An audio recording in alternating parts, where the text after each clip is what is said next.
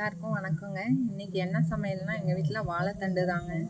இந்த காற்று என்னவோ ஆடி மாதம் காற்று மாதிரி மார்கழியில் விடாமல் அடிச்சிட்டு இருக்கு. அதில் ஒரு வாழை மரம் தாங்க முறிஞ்சி விழுந்துடுச்சு. அதை வெட்டி வாழைத்தண்டு எடுத்து கட் பண்ணி வச்சுருக்கேன். அதை தாங்க இப்போ எங்கள் வீட்டு ஸ்டைலில் எப்படி பண்ணுறதுன்னு பார்க்க போகிறோம். வாழைத்தண்டை நம்ம முதல்ல நல்லா கட் பண்ணி கொஞ்சம் உப்பு போட்டு இல்லைன்னா மோர் போட்டு அலசி வச்சுருந்தோன்னா அது கருத்து போகாது. அதை கட் பண்ணி நான் எடுத்து வச்சுருக்கேன். வெங்காயம், எண்ணெய், உப்பு, கடுகு, உளுந்தம்பருப்பு, வரமிளகா, கொஞ்சம் தேங்காய் துருவல். வாங்க இப்போ எப்படி செய்கிறதுன்னு பார்க்கலாம். சட்டி காஞ்சிட்டுங்க. இப்போ மண் சட்டி காஞ்சதும் எண்ணெய் கொஞ்சமாக ஊற்றிக்கணும்.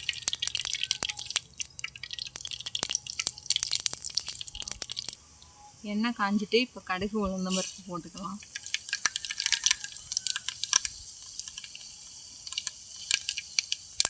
வரமிளகா போட்டுக்கலாம்.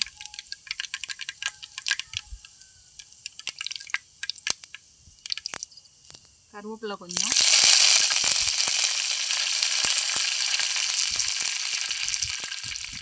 வெங்காயம்,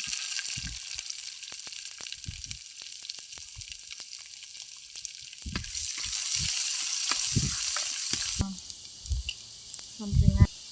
இப்போ வெங்காயம் வதங்கிட்டு வாழைத்தண்டு போட்டுக்கலாம்.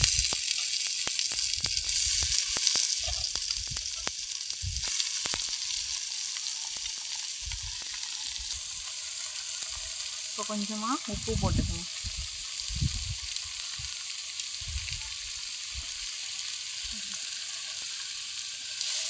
இதுக்கு தண்ணி ஊற்ற தேவையில்லை. வாழைத்தண்டுலேயே தண்ணி இருக்கும், அதுலேயே வெந்துடும். வெந்ததுக்கப்புறம் பார்ப்போம். இப்போ வாழைத்தண்டு நல்லா வெந்துடுச்சு. அதில் கொஞ்சம் தேங்காய் பூ போட்டுக்கணும்.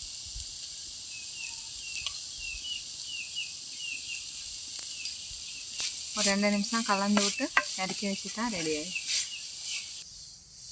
இறக்கியாச்சுங்க. இப்போ சுவையான வாழைத்தண்டு ரெடி.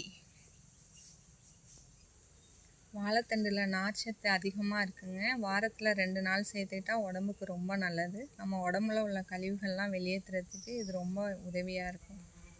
வாழைத்தண்டு ரெடி ஆயிடுச்சு.